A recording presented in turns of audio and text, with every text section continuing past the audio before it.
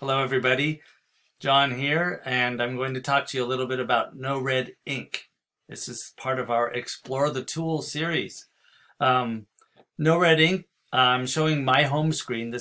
My name is John Student on this screen, and so your home screen should look similar. This is week 2, and we're in week 2 right now, and this is our week 2 practice. I think everyone's home screen looks the same. There's usually an epigraph down here, which is a fancy word for a quotation by someone. And I think these are just randomly generated. This one's by Anne Frank. Anyway, that's just a little aside. If you want to get to this screen quickly, just click on the No Red Ink logo here. It'll run this screen. Home screen, same thing.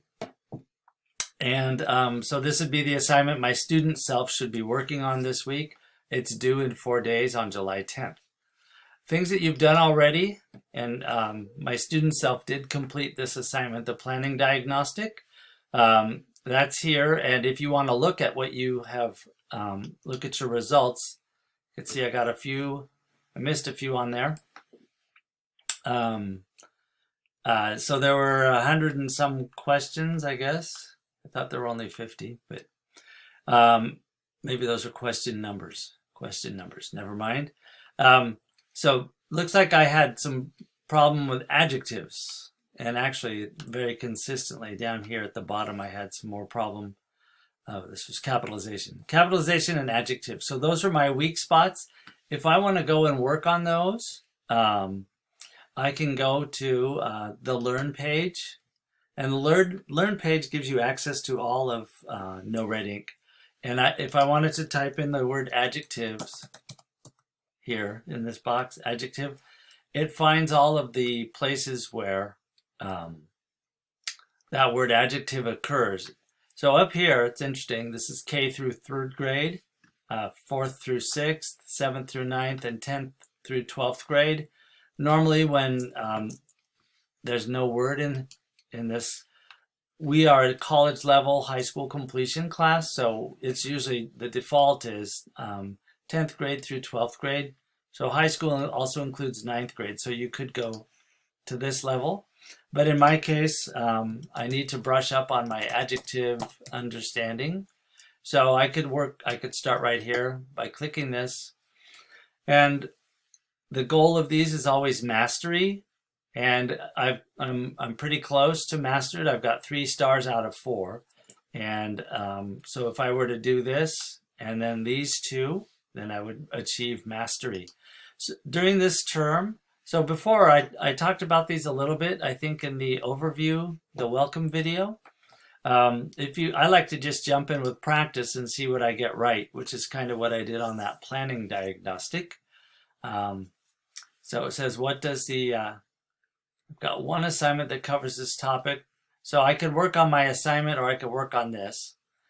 I'm just going to practice on my own, so it won't count toward the assignment, but you can go ahead and work on the assignment. The bold adjective describes which noun? Oh yes, I'm remembering this. So purple describes hair. I remastered. Hey. All right, so they cut me some slack. Let me see what's left here for adjectives. Oh, I guess so. I could just continue with this. Looks like mastery there. So now forming the comparative, I can move to the next level. So I have 2 stars here, but I need to earn 2 more for mastery. And then I haven't done anything here on superlative adjectives. And comparative adjectives end in ER, like bigger, smaller. And superlative would be the biggest, smallest, or the most interesting, least interesting, more interesting, less interesting. Words formed like that. Adjectives that have that kind of formation. All right, so that's if you have extra time and you want to work on something on your own. And that's a good thing to do because the class won't necessarily move as quickly as you can. And the faster you master these topics, if you're planning to go into English 101, these rules will help you. The other thing I'd like to talk about here is the this is your name menu. So there's the settings menu. So if your name isn't spelled correctly or you didn't capitalize it, you can do that here. If you don't want your name to appear in any of the exercises we do, you can click decline to state for gender and it won't use your name. That's the only way they can do it as far as I know. There is a special dedicated link to updating your interests, which is what I was going to show you from this the drop-down menu. Interests is that list we filled out the first day when we created the accounts.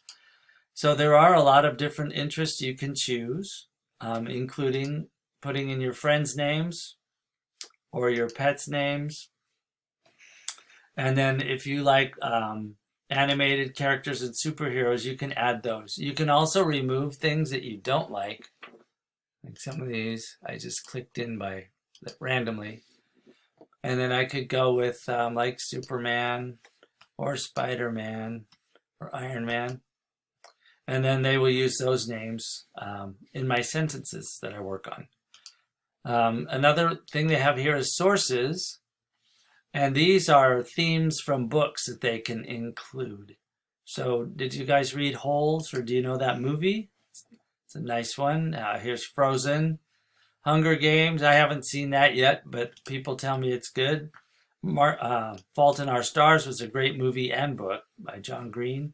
And The Book Thief was also very interesting. So you can mix these up a little. I might take out Lion King now and Shrek. No offense. And just continue from there. That will update them. And then my classes, this is where our class is located. If at the end of the term, if you want to leave the class, you can click that and then I won't be able to track your progress anymore. I would say hang on to the account. Keep your No Red Ink account because you can review, and I'm learning. Obviously, I have a few gaps in my knowledge, adjectives and capitalization among them. So, and you might have a teacher that uses No Red Ink, and you could just put in their class code into this space and click continue, and then you can use this for that class, and you'll maintain all of your mastery. You'll have records for all of that. There is a separate help area. If you click that, it will open it. Identify yourself as a student, but you can look at any of these for just interest. And how to do sign up and log in, account questions, how to work on your assignments, assignment help, past work and results, what's that all about, and independent learning. So when you want to go back to the regular screen, just click on the tab up here, and there you are. The next screen is log out, which will log you out. So I think that pretty much covers No Red Ink. This is like past, present, and future. So this is the work you've done. And here's a summary you can look at for a diagnostic. So I need to work on this teal color. Rules of capitalization. Adjectives, I guess I'm just beginning. So I made a couple of blunders, but they said I remastered. I'm not sure when that will be updated. But not yet, I guess.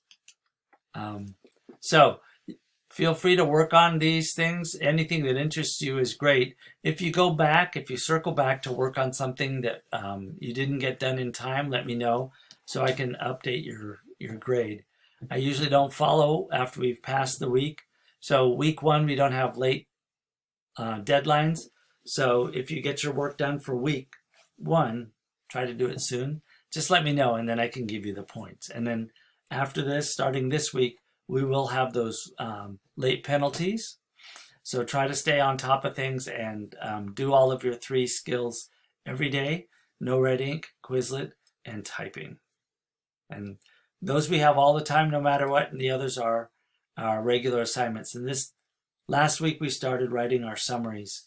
And this week we're going to add in contrast and comparison essay based on those. We'll start those tomorrow. All right, that's all for now.